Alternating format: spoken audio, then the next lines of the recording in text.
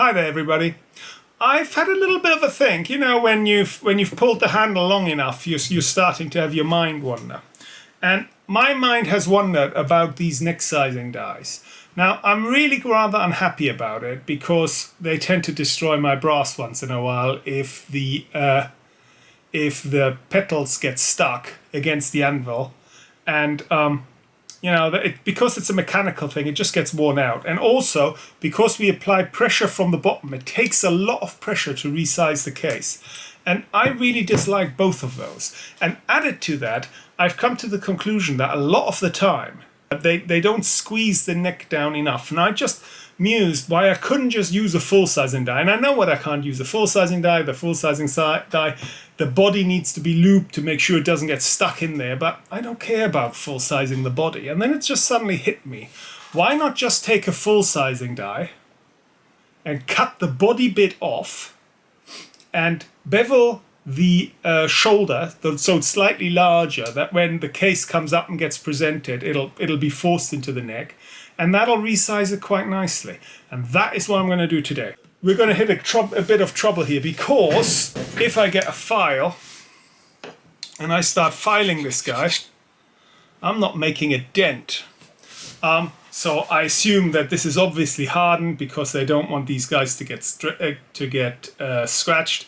So what I'm going to do, I'm going to get my handy angle grinder out. I'm going to cut it to size, and then I'm going to take what's left and I'm going to heat it, and then I'm going to just let it cool, and hopefully that'll take the temp off the metal. And then I'm going to use some tools to manipulate this thing. And then when I want to harden it again, I'm going to heat it again and drop it in some oil. And then we see what we've got. So first step, I'm going to determine where I'm going to cut this guy down, and I'm going to do that by disassembling it. Right, so this is just the decapper. I'll take that off. Goodbye. Now, the way I see this, the shoulder starts about there. So what I'm going to do is I'm going to get rid of this ring, and I'm going to put a little Dillon ring on. That is just pure metal. Doesn't have the rubber, and I'll just screw this on. This is just so I can screw a second nut against them. There it is, just there, just next to this ring. Now that hole is in the shoulder. That's to allow the various lubes to escape if there's too much in the neck, so we don't bell it in. So that gives me roughly the position of the neck, and I'm going to give it a little extra because I don't want to cut the neck off. I'll need that. I will use my feeler gauge chopstick. Gets me to about there. Oh, that's quite generous actually. Might do a little less. Let's try that. Yeah, that's probably alright. So, first cut with the angle grinder is right against that nut, clean through. Alright, let's get on with that. So I have my my die inside an old vise.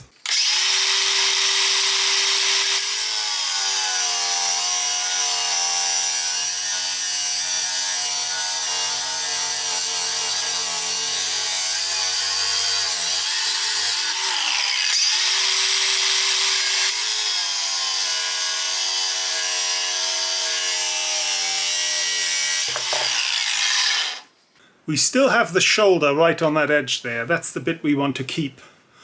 We actually have quite a bit of this side, but I'm going to see if I can cut a bit of a bevel on edge of that it falls away like this, so that when we stick the case in, that if the case isn't quite on the line, that it slightly off and still slides in. So what I'm going to have to do now, I'm going to heat this guy up until it's nice and hot, and then I'm going to let it slowly cool, and at that stage hopefully this material is going to be malleable enough that I can start working it. To heat this, got a little stick there, also metal, so it's not going to melt, but I'm not going to hold this, so I'm going to use a little vice grip.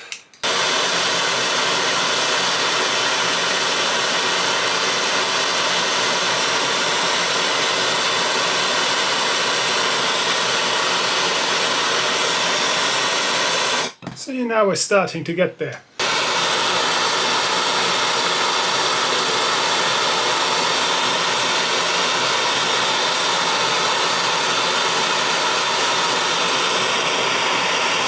I think that's getting there.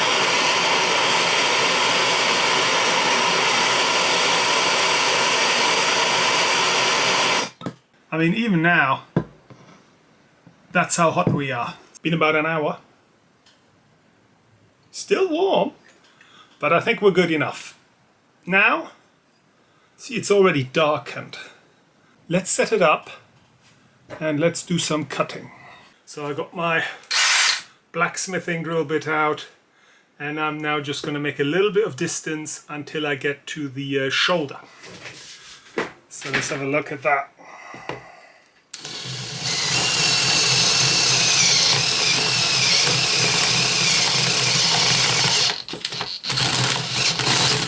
I hope I can get this sharp, but you can see, so this is the outside, that's a little rough, I'm not worried about that.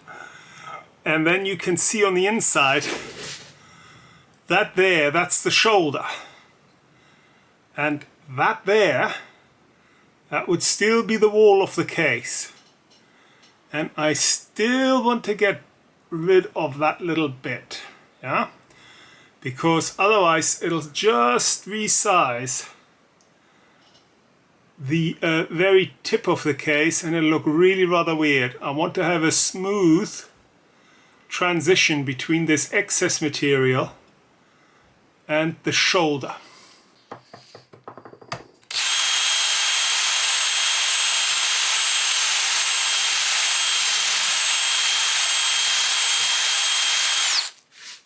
So what we have now, we have our little I don't know what you call this, our little shoulder has moved right up against where the shoulder of the case used to get. Let me get a case. So this here is the shoulder of the case and that is the neck. And if we present it, we still have the shoulder present. So even if we're not perfectly, it'll hit it until it hits the shoulder. Now I don't want to resize the shoulder of this. So I think the secret here is to set this in and squeeze it in until we resize the neck, but not the shoulder. Okay? So we are at this level now. I'm a little bit worried this thread here is not holding on by much, but I don't have much thread to play with, so I'm kind of reluctant to take more away. So what we'll do, we'll have one case. I want to try this now, and then I will harden this. Got our new tool. Now I've got to be careful with this because it's not hardened yet. But I think we can do one little case. So we've got our newly made die with the body cut off, so it's nice and short. Down here we have a box standard 8mm die with no lube whatever. Now the secret here is to not ram this in too far. If we ram it in too far, we push the shoulder back, it'll bugger up the head spacing of the case and it just won't feed right. But what we're really after is just sizing the neck. I would say, oh my god, that's completely too small. The reason it's too tight is because we're not using the expander rod yet. So we're going to insert that. Right. And now I've put the expander in.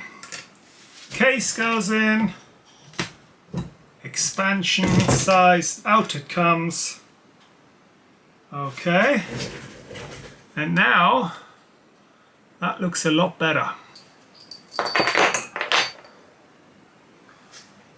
To be fair, that looks quite smooth. I'll polish it quickly anyway. So, little polishing operation before we put this back together. Now for situations like this, I have a tiny cube of polish, put that on there.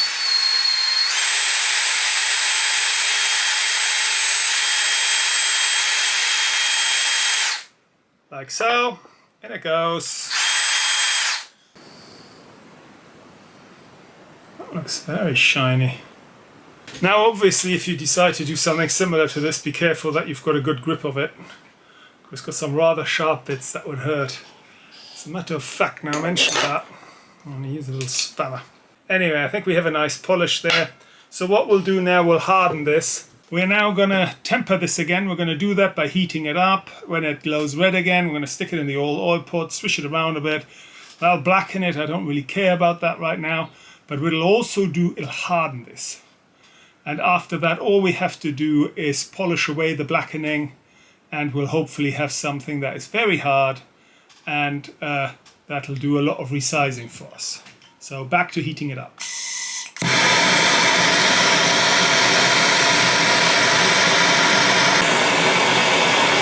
Okay, I think we're about there. So let's give that a little bit of a cool. Oh, very smoky. And I think we're just about there. It's still extremely hot, but in terms of red hot, it's cooled down quite a bit. So I'll let this cool, and then I'm going to polish the inside. I might even polish the outside, to tell you the truth. And we'll go from there. So I've taken my little gizmo open to the wire wheel.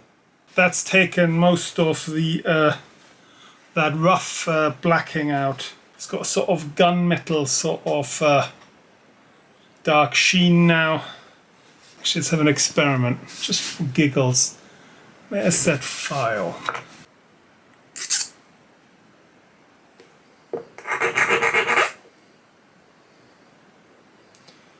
Well, don't mark up to the file. I think we have the hardness back. Wouldn't want to drop this on some hard stones, but I think as long as I'm careful with it. What we're going to get back to now is we're going to give the cavity on the inside another polish. Let's see if we can give it a clean now. It'll have all that gunk from the bluing in there now. And I don't care for the bluing. I want to have all that out. I want to have a nice shiny metal there. Let's get our little rig.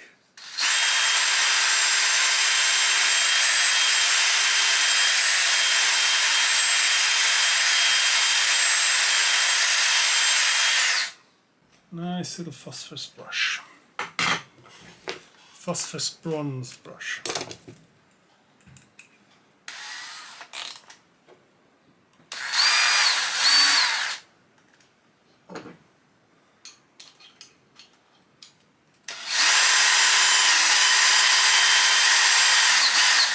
We have used our little newly created neck sizing die, and this is the case I've made. I've only made one, I'm sorry, it's getting late. And the question here is, would I be comfortable shooting this?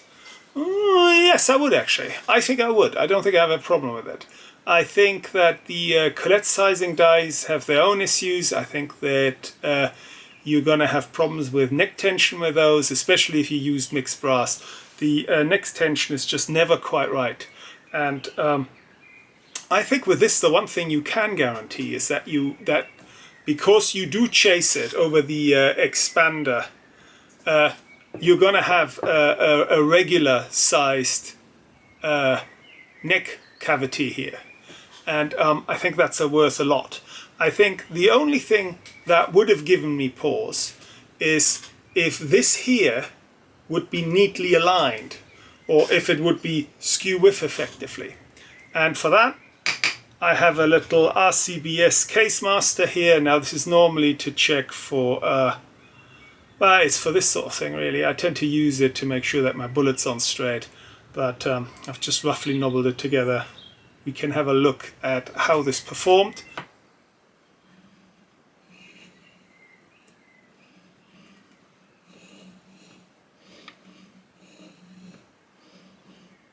So where does all this leave us?